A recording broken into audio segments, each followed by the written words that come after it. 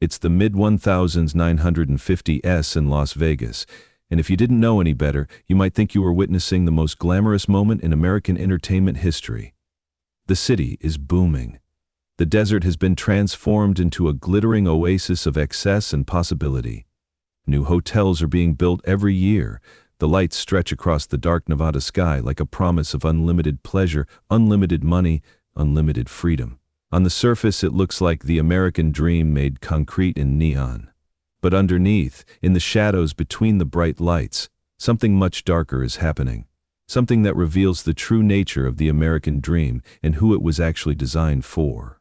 The Sands Hotel opens in December 1952, and it quickly becomes one of the premier destinations on the Las Vegas Strip. It's a beautiful property, a monument to the idea that anything is possible in America if you have enough money and enough ambition. The Sands features the Copa Room, a state-of-the-art showroom with perfect acoustics, excellent sight lines, and a stage that can accommodate elaborate production. The hotel attracts the biggest names in entertainment. Frank Sinatra makes his performing debut at the Sands in October 1953, and he becomes the property's biggest star. The hotel is associated with organized crime figures like Doc Stacher and Meyer Lansky, who acquire shares in the property.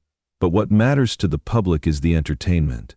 What matters is that the Sands becomes the place where the most exciting shows in Las Vegas happen. By 1955, Sammy Davis Jr. is one of the biggest entertainers in America. He is 29 years old. He has been performing since he was a child, working the vaudeville circuit with his father and his uncle, traveling from town to town, staying in segregated hotels, using segregated bathrooms, eating at segregated lunch counters. He served his country during World War II and was treated like garbage by white soldiers in his own army, but none of that broke him. Sammy Davis Jr. has an abundance of talent. He can sing, he can dance, he can do comedy, he can do impressions. He is a complete entertainer. And by 1955, he is in demand in Las Vegas like never before. Sammy is headlining at various properties on the Strip.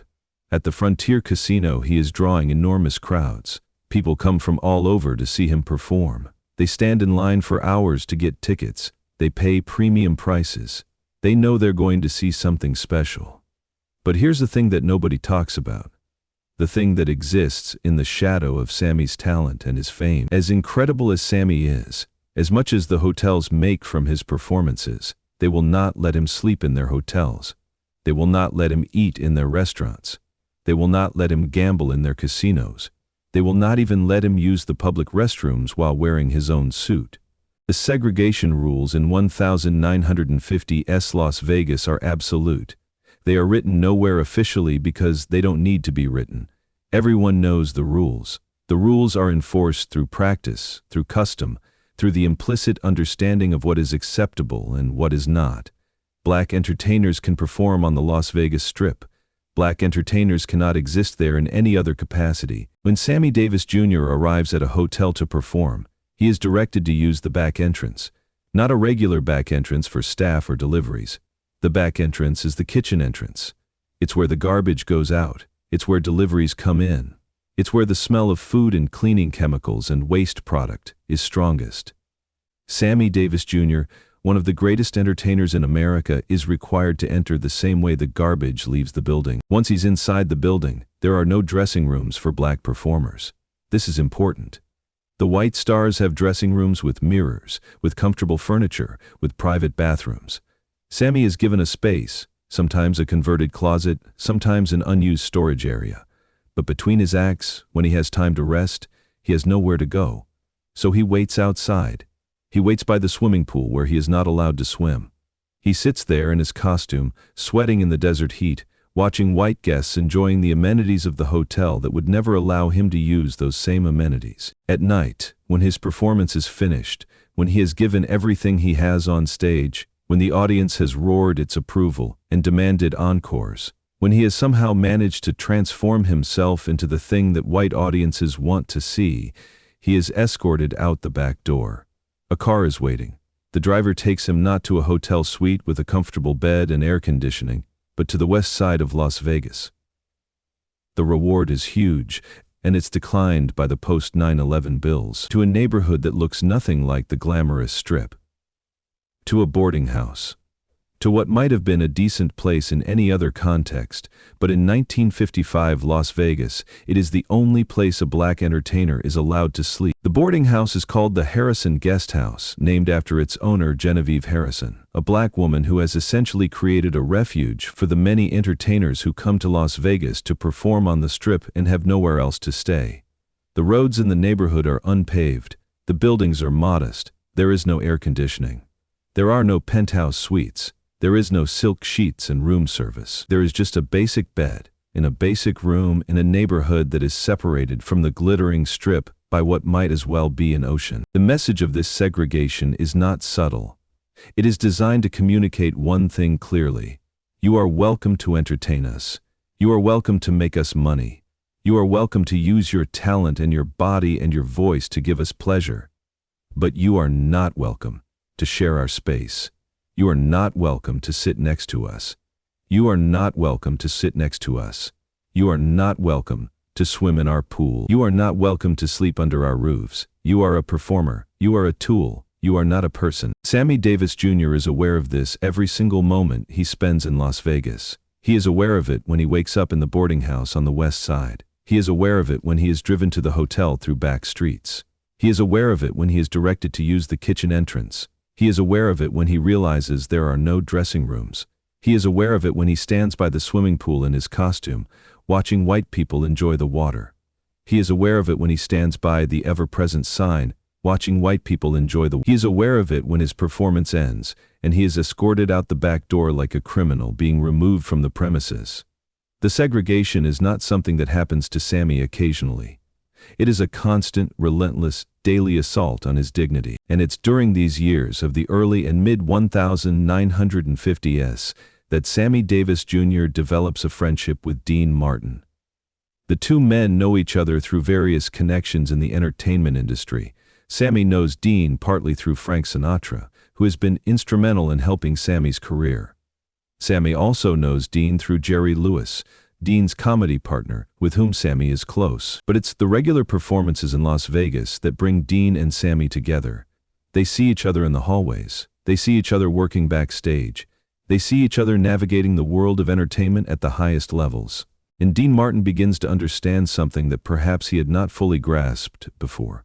He begins to understand the reality of what it means to be Sammy Davis Jr. in 1955 America. He sees his friend, his colleague, this incredibly talented man who can do anything on stage, being treated like a second-class citizen. He watches Sammy perform brilliantly night after night. He watches the audiences respond with genuine appreciation and joy. But then he watches what happens to Sammy after the performance ends.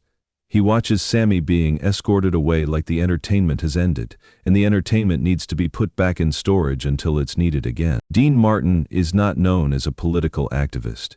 He is not known as a civil rights crusader. He is not someone who makes grand statements about the injustice of the racial order in America. But what Dean Martin is known for, to anyone who knows him well, is a sense of loyalty and a sense of principle that goes beyond ideology. Dean Martin is a man who has a code, and that code says that you take care of your friends. That code says that if someone is being treated unfairly, you do not participate in the unfairness. That code says that some things matter more than money, more than career, more than anything else. By 1955, Dean Martin is at the height of his popularity. He has had a successful career in films. He has performed in major motion pictures. He has a recording contract. He is a star in Las Vegas. He has credibility. He has power. And he begins to understand that he can use that power to protect his friend. It's on a sweltering Tuesday night in 1955 that everything comes to a head. The Sands Hotel is packed. The Copa room is full. It's the kind of night where everything is perfect. The weather is hot, which drives people indoors to the casinos and the hotels. The shows are drawing enormous crowds. Sammy has just finished a performance. He has given everything he has. The audience has loved it. And now, in the afterglow of a successful show, Sammy decides that maybe, just maybe, he is going to try something different. Sammy decides that he is going to try coming through the front entrance. Not the back entrance with the garbage, the front entrance. The entrance where guests are supposed to come through. The entrance where people are supposed to walk if they are welcome in a place. It's a small thing. It's a radical thing. It's the kind of small thing that only becomes important because of what it represents. Sammy's car pulls up to the front of the Sands Hotel. The valet sees a man getting out of a nice car, dressed well, looking like he has a right to be there. Sammy walks toward the front doors. He can see the lobby beyond the glass. He can see the lights, the slot machines, the people in their expensive clothes. He is about to step through those doors and claim his right to exist in that space, at least for a moment. As an equal human being, he is about to make a statement simply by walking through the front door, like anyone else. That's when the security guard appears. He is massive. He is not there to protect anyone from danger. He is there to enforce the rules. He is there to maintain the racial hierarchy that keeps Las Vegas segregated and functional. The guard steps forward and his hand goes up. It goes directly to Sammy's chest. The hand is not gentle. The hand is heavy. The hand is communicative. The hand is saying without words, "You are not welcome here." The guard looks Sammy in the eye and he says words to the effect of, "No, you've got to go around back. Entertainers like you use the kitchen entrance." Or maybe he just says, "You can't come through the front." The exact words don't matter as much as what the words mean. The words mean that Sammy is not a guest. Sammy is not a person. Sammy is an entertainer. Sammy is a thing to be managed. Sammy is a problem to be solved. Sammy is not welcome in the front of the hotel. In this moment, Sammy Davis Jr. has a choice. He can accept this. He can turn around and go around back where he is supposed to go. He can use the kitchen entrance. He can wait by the swimming pool in his costume during his break. He can endure the indignity that he endures every single night, every single time he performs in Las Vegas. That's the easy choice. That's the choice that doesn't risk anything. That's the choice that gets made hundreds of thousands of times across America every single day. A black person is told no. A black person accepts it. The system continues. But Dean Martin is right there. Dean Martin is with Sammy. Dean Martin sees the hand on Sammy's chest. Dean Martin hears the words being said. Dean Martin watches his friend being rejected at the very moment when Sammy should be celebrated for the show he has just given. And in this moment, something inside Dean Martin decides that the show is over. Something inside Dean Martin decides that he cannot participate in this degradation one more time. Dean doesn't rush. There is no anger. There is no raised voice. There is no calling for backup or calling for the manager or calling for anyone else to intervene. Instead, Dean does something far more powerful and far more unsettling to the guard. Dean walks slowly, deliberately, with all the time in the world, directly between his friend and the guard. He moves with the confidence of a man who knows he has power and is about to use it. He steps into the space between Sammy and the guard. He is now the barrier between the guard and his friend. Dean pulls out a cigarette. He takes his time lighting it. He takes a long drag. The smoke curls up into the air. And then he looks directly into the guard's eyes. This is the moment. This is when everything changes. Dean Martin locks his eyes onto the guard's eyes. He does not say a single word. He just stares. 20 seconds. That's how long it lasts. 20 agonizing seconds of silence. 20 seconds where the only communication happening is happening through the eyes. Through the intensity of a stare that is stripping the guard of his authority without uttering a single sentence. With every second that passes, the guard is feeling something. He is feeling the weight of being challenged. He is feeling the reality that the authority he thought he had, the power he thought he wielded, is actually temporary and fragile. He is feeling the presence of a man who has something he does not have, real power, not the power of a uniform or a job or a position at a casino, but power that comes from somewhere deeper. Power that comes from knowing who you are and what you stand for. Power that comes from being willing to sacrifice everything. Power that comes from being willing to sacrifice everything. Around them, the lobby is gone quiet. The slot machines seem muted. The conversations seem to have stopped. 1,000 people, all looking, all understanding that something important is happening, all aware that the rules that have governed Las Vegas for years are being challenged in this moment, all watching to see what will happen. Dean leans in close. He whispers something to the guard. His voice is low. His voice is calm. His voice is terrifying in its quietness. The exact words that Dean speaks have been told in different ways by different people who have heard versions of this story over the years, but the essential content is consistent. The message is consistent.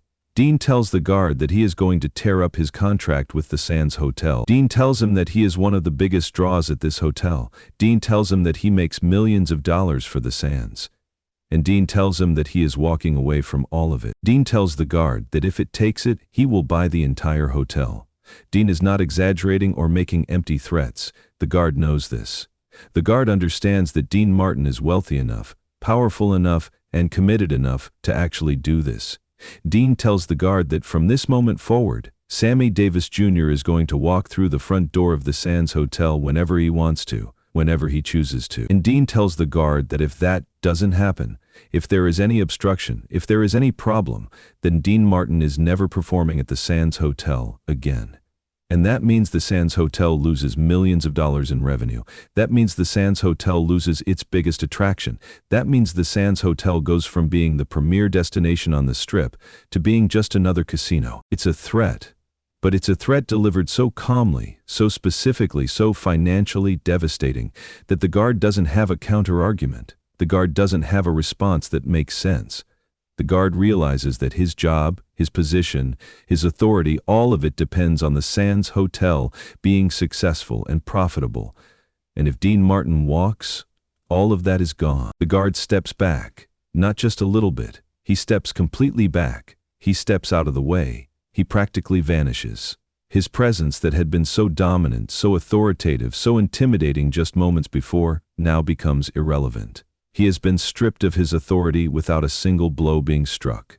He has been humiliated by the power of a stare and the credibility of a man who is willing to sacrifice what he saw. Dean takes Sammy's arm. The two men walk together toward those front doors. They walk arm in arm. They walk down the center of the red carpet that is in the lobby of the Sands Hotel, the carpet that was never meant for them. They walk past the roulette tables. They walk past the blackjack tables. They walk past the slot machines. They walk past 1,000 people who are staring at them. They walk like they own the place, because in this moment they actually do. Because Dean Martin has just demonstrated, through his willingness to sacrifice his own fortune, that there is a higher authority than the Sands Hotel management. There is the authority of loyalty. There is the authority of principle. There is the authority of a man who is willing to walk away from everything. That night in the lobby of the Sands Hotel, Dean Martin did not just escort his friend through a door. He did something far more significant. He showed Sammy Davis Jr. that there was at least one man in Hollywood who would not participate in the degradation of a friend. He showed Sammy that there was at least one man who understood that Sammy's dignity mattered more than millions of dollars in contract. He showed everyone watching that the old rules, the segregation rules, the rules that had governed Las Vegas for years, were beginning to crack under the weight of friendship and principle. This moment becomes legendary. This moment gets talked about in dressing rooms and backstages across Las Vegas. This moment gets retold and shared until it becomes part of the fabric of what happened during the Civil Rights era. This moment matters because it shows what power actually looks like. It shows that power is not about being the loudest voice in the room. Power is not about making the biggest speech or writing the most important manifesto. Power is about being willing to sacrifice. Power is about loyalty that runs deeper than any ideology. Power is about the willingness to walk away from money, from fame, from career, from everything, if that's what it takes to protect the dignity of someone you care about. But the story doesn't end with that one night at the Sands Hotel. That moment, that stare, that act of solidarity between Dean Martin and Sammy Davis Jr. becomes a catalyst for something much larger. It becomes the beginning of a systematic dismantling of segregation in Las Vegas. Because once it becomes clear that the rules can be broken, that powerful men are willing to sacrifice their fortunes to protect their friends, the entire system begins to show crack. Frank Sinatra is watching what happens.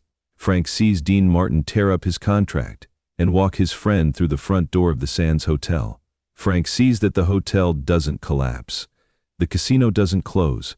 The Sands actually survives quite well, thank you very much. And Frank Sinatra, who is in many ways the most powerful entertainer in Las Vegas, who has connections to the organized crime figures who own the casinos, who can make demands that almost no one else can make, begins to understand something important. He understands that if segregation is the price of doing business, then segregation is a price that powerful entertainers no longer have to pay.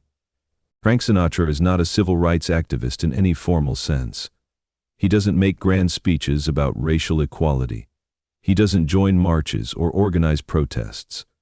But Frank Sinatra has something even more powerful in 1955 Las Vegas. Frank Sinatra has money. Frank Sinatra has talent. Frank Sinatra has connections. And most importantly, Frank Sinatra has integrity. Frank Sinatra, who grew up in an Italian-American neighborhood and who understood something about discrimination and prejudice, who made a film in 1945 called The House I Live In about standing up against prejudice, understands that his friendship with Sammy Davis Jr. is more valuable than the money he makes in Las Vegas. The story goes that Frank Sinatra at some point around 1954 or 1955 refuses to perform at the Sands Hotel. His reason is simple. Sammy Davis Jr. is not allowed to stay at the Sands Hotel. Sammy is not allowed to sleep in one of the hotel rooms. Sammy is required to go back to the segregated West Side at night, to the boarding house, to the place where black performers are forced to sleep. And Frank Sinatra will not perform at a hotel that treats his friend that way. Frank will not accept the money. Frank will not accept the prestige of performing at the premier property on the Las Vegas Strip if that property is segregated. This threat is enormous. Frank Sinatra is the biggest draw in Las Vegas. Frank is the reason people book reservations at the Sands. Frank is the reason the Copa Room is packed every night. If Frank Sinatra doesn't perform at the Sands loses millions and millions of dollars. The hotel management understands this. The casino owners understand this. And they also understand that Frank Sinatra is not bluffing. Frank Sinatra is a man of his word. So the hotel makes a decision. They decide that Sammy Davis Jr. will be given a complimentary room at the Sands Hotel. Sammy will have access to the casino. Sammy will have access to the dining room. Sammy will have access to the swimming pool. Sammy will no longer be forced to use the back entrance. Sammy Davis Jr. will be treated as a guest. Sammy Davis Jr. will be welcome. It is a small victory. It is not perfect. It does not solve all of the racial problems in Las Vegas, but it is a crack in the wall. It is proof that segregation can be challenged. It is proof that when powerful men are willing to sacrifice, change becomes possible. By 1954, Sammy Davis Jr. opens for Frank Sinatra at the Sands Hotel. The performance is not just important because Sammy is finally performing at a top venue with proper billing and respect. The performance is important because it shows that integration can happen. It shows that black performers can open for white stars. It shows that the racial hierarchy that has governed Las Vegas is not as immovable as it appeared to be. Word travels fast. Word travels among all of the other entertainers, all of the other performers, all of the other black artists who have been forced to endure the indignities of segregation in Las Vegas. Word travels that Frank Sinatra has used his power to break the segregation rules at the Sands Hotel. Word travels that Dean Martin has torn up $1 million contract to walk his friend through the front door. Word travels that the old rules are cracking. And as word travels, something shifts. The moment with Nat King Cole becomes important. Nat King Cole is a massive star. Nat King Cole has recorded hits like Unforgettable and Mona Lisa. Nat King Cole is one of the most popular singers in America. And Nat King Cole has been performing in Las Vegas since 1949. For years, Nat has performed in segregated venues. For years, Nat has had to find his own accommodations on the West Side. For years, Nat has been forced to enter through back doors and use segregated restrooms and wait in isolated areas between performances. One night, Frank Sinatra notices that Nat King Cole is eating dinner alone in his dressing room. It's not by choice. Nat is eating alone because the Sands Hotel does not allow black people to eat in the dining room. Frank Sinatra is outraged by this. Frank asks his valet, a black man named George, to find out what's going on. George explains the situation. Coloreds aren't allowed in the dining room at the Sands, he tells Frank. They can perform for the white guests, but they can't eat where the white guests eat. Frank Sinatra's response is immediate and decisive. Frank Sinatra tells Nat King Cole that he is going to eat dinner with him in the dining room. If Nat Cole can't eat there as a guest, then Frank Sinatra won't eat there either. And Frank suggests something even more radical. Frank suggests that they eat together in the main dining room, where all the guests eat, so that everyone can see that it's happening. Frank is going to make a statement that cannot be ignored. When they sit down together at a table in the main dining room, white diners stare. The management stares, the waiters stare, but nobody stops them, because Frank Sinatra has the power to stop them. Frank Sinatra has the power to destroy this hotel if he chooses to. So they are allowed to eat their meal together. Nat King Cole is allowed to eat his dinner in the same dining room as white people. The rule is broken. The hierarchy is challenged. The message is sent. These moments, these acts of defiance by powerful entertainers, these moments where money and reputation and career advancement are put on the line for the sake of friendship and principle, these moments begin to add up. One moment might be dismissed as an anomaly, but when there are multiple moments, when multiple entertainers are making similar stands, when the rules are being broken repeatedly by people with the power to break them, the rules themselves begin to lose their force. By 1955, Sammy Davis Jr. is allowed to bring his stepmother and grandmother to see his show at the New Frontier Casino. It doesn't sound like much, but it's revolutionary. For the first time, Sammy is allowed to have family members in the audience, sitting with him in the audience, treated as guests rather than segregated away. Family members who are related to a black performer are finally being allowed to exist in the same space as white patrons. There are other moments that are not quite so victorious. There is the incident with the swimming pool. The story becomes legendary, repeated in civil rights histories and documentaries and discussions about segregation in Las Vegas. The story says that Sammy Davis Jr., at some point in the 1950s, gets into a swimming pool at one of the Las Vegas hotels.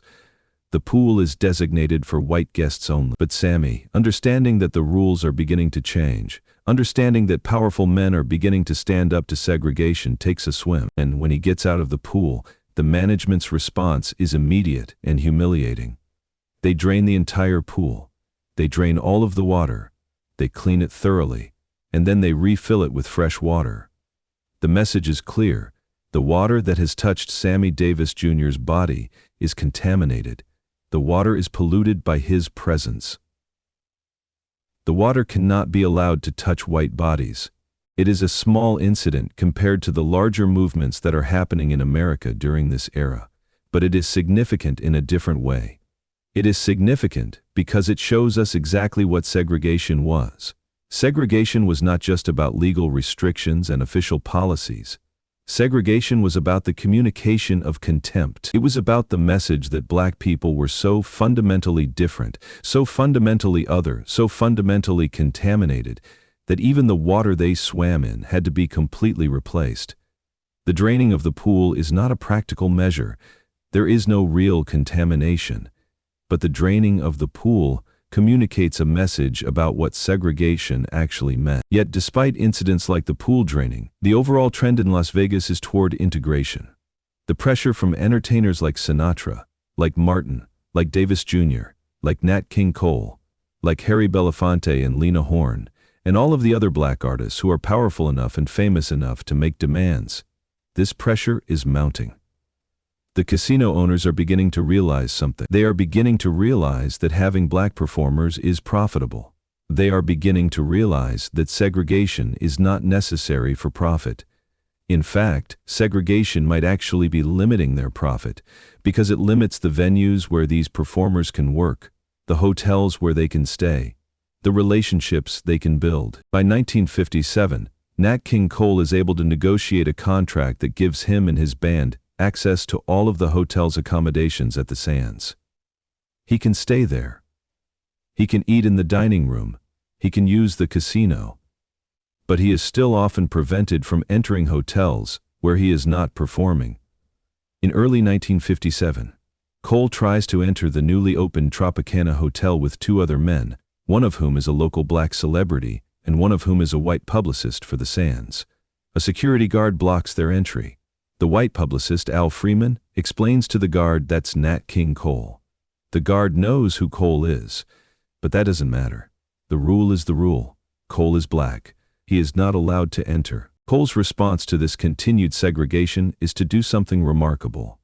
In September 1957, Cole is performing on television in the Copa Room at the Sands. The show is being broadcast live across the country. At the end of his performance, Cole does something unusual.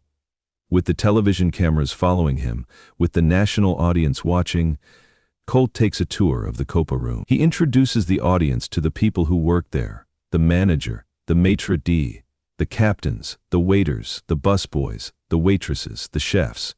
Every single one of them is white. The entire staff, every single person working in the Copa Room is white, and the audience watching on television understands what Cole is communicating. He is showing them that this glamorous nightclub, this place where he is performing, is segregated. The audience is segregated, the staff is segregated, and Cole is revealing it to a national audience without saying a single word of protest. Cole had offered a powerful message to the nation without saying a word. He had shown America what segregation actually looked like.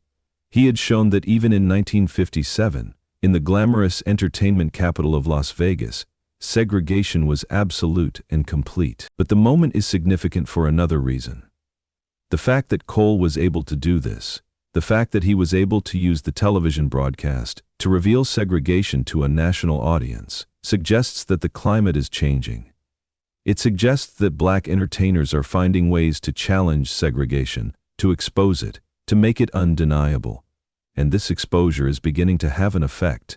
By 1960, something significant happens. The mayor of Las Vegas meets with the casino owners and the hotel operators. There are reports of possible protests coming against Las Vegas casinos.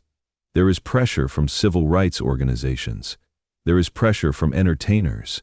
There is pressure from the changing national consciousness about segregation and racial justice.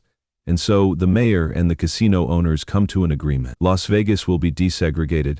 The formal segregation policies that have governed the city since the 930s will be eliminated. It is not a decision made from moral awakening. It is not a decision made because the casino owners suddenly understand that segregation is wrong. It is a decision made because segregation has become economically irrational. It is a decision made because the most powerful entertainers have made it clear that they will not participate in segregation. It is a decision made because the threat of protests and bad publicity is greater than the perceived benefit of maintaining segregation. But whatever the motivation, by 1960, Las Vegas has officially desegregated. The back entrances are no longer required. The segregated boarding houses are no longer the only option for black performers. The swimming pools are no longer drained after black people use them. The dining rooms are no longer segregated.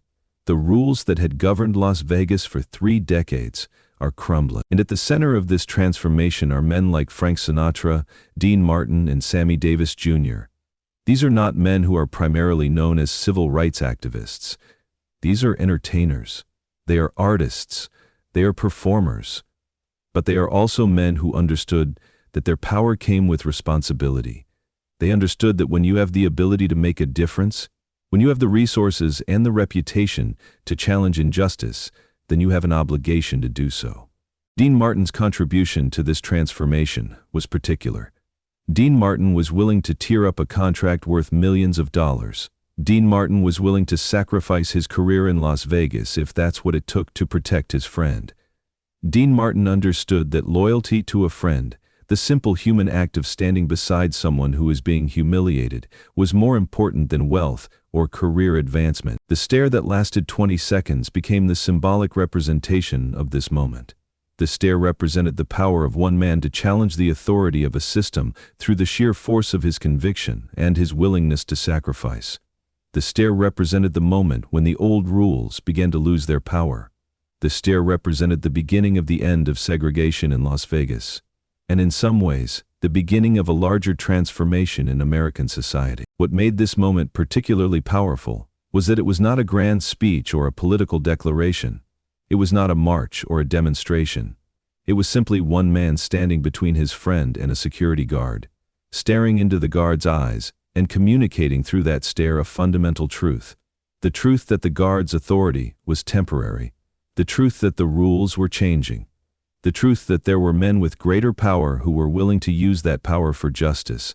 The truth that segregation, whatever its legal and social supports, could be challenged by individuals willing to sacrifice. The Sands Hotel, in the years that followed, became not just a place where segregation was challenged, but a symbol of something different. The Sands Hotel became a gathering place for the Rat Pack. It became a place where Frank Sinatra, Dean Martin, Sammy Davis Jr., Peter Lawford, and Joey Bishop would perform together, creating some of the most legendary entertainment moments of the 1960s. It became a place where integration was not just tolerated but celebrated. It became a place where black performers were not just allowed to stay, but where they were treated as valued guests and valued colleagues. The pool incident, where the pool was drained after Sammy Davis Jr. swam in it, became a symbol of the worst of segregation. The pool draining showed how petty, how irrational, how driven by pure contempt rather than practical concerns segregation actually was. But it also became a symbol of the resilience of black entertainers. Because despite the draining of the pool, despite the humiliation, Sammy Davis Jr. and his friends continued to perform, continued to challenge segregation, continued to use their power and their talent to push for change. The story of that stare, that 20-second moment in the lobby of the Sands Hotel, is the story of how change actually happens in society. Change does not happen through legislation alone, though legislation is important. Change does not happen through grand speeches alone, though speeches matter. Change happens when powerful people are willing to sacrifice. Change happens when people understand that their wealth and their fame and their power are worthless if those things cannot be used to protect the dignity of their friends. Change happens when a man looks a security guard in the eye and says without saying a word that the game has changed. The story of that 20-second stare in the lobby of the Sands Hotel became the iconic moment, but the real work was ongoing. It was the continued performances. It was the continued presence of Sammy Davis Jr. at the Sands. It was the continued work of Frank Sinatra refusing to perform at segregated venues. It was the continued work of all of these men, understanding that their power came with responsibility, that their privilege came with obligation, that their success meant nothing if it could not be used to protect the dignity and advance the interests of their friends. By 1960, when Las Vegas was officially desegregated, it was not because the city had suddenly become enlightened about racial justice. It was because powerful entertainers had made segregation economically irrational. It was because Sammy Davis Jr. could draw crowds anywhere in the world, and he was not willing to accept the indignity of segregation. It was because Frank Sinatra could make more money in any other city in the world, and he was not willing to perform in a segregated venue. It was because Dean Martin would tear up his contract and walk away from millions of dollars rather than participate in the degradation of his friend. The lesson of this story is one that resonates decades later. The lesson is that power without the willingness to use it for justice is worthless. The lesson is that friendship and loyalty matter. The lesson is that one man's willingness to sacrifice, one man's stare, one man's refusal to participate in injustice can change the rules of the game. The lesson is that history is not made by grand forces beyond our control, but by individuals making choices about what kind of person they want to be and what kind of world they want to live in. Dean Martin could have chosen to ignore what was happening to Sammy Davis Jr. Dean could have accepted the segregation rules as simply the way things were. Dean could have told himself that he was not responsible for the injustice, that he was just an entertainer trying to make a living. Dean could have rationalized his way into participating in segregation, just like thousands of other people did every day. But Dean Martin chose differently. Dean Martin chose loyalty. Dean Martin chose principle. Dean Martin chose to use his power to challenge injustice. That choice, made in a moment that lasted 20 seconds, in a lobby in Las Vegas in 1955, rippled out across the years. That choice became part of the story of how segregation was challenged in Las Vegas. That choice became part of the story of how integration became possible in American entertainment. That choice became part of the story of how one man's willingness to sacrifice changed the rules of the game for everyone. The Sands Hotel eventually closed. The era of the Rat Pack eventually ended. Frank Sinatra, Dean Martin, and Sammy Davis Jr. all passed away. The world moved on, but the legacy remained. The legacy of men who understood that power comes with responsibility. The legacy of men who were willing to sacrifice for friendship. the legacy of men who understood that the measure of a person is not their wealth or their fame, but their willingness to stand up for what is right, even when it costs them everything. This is the untold story of Dean Martin, the king of cool, and that moment when he stared down injustice and changed the rules. This is the story of what loyalty actually means. This is the story of how one moment, one stare, one man's refusal to participate in degradation can become a turning point in history. And it all happened in the lobby of the Sands Hotel in Las Vegas in 1955, when a man decided that his friend's dignity was worth more than millions of dollars. If you made it this far, you understand why this story matters. You understand why it's important to remember that real change comes from individuals willing to sacrifice, willing to use their power for justice, willing to stand beside their friends in their moments of greatest need. Subscribe to this channel to hear more untold stories of the legendary figures who shaped our entertainment industry and our culture. Like this video if you believe that loyalty and principle should matter more than profit. Comment below with your thoughts on what Dean Martin did that night at the Sands. Thank you for watching.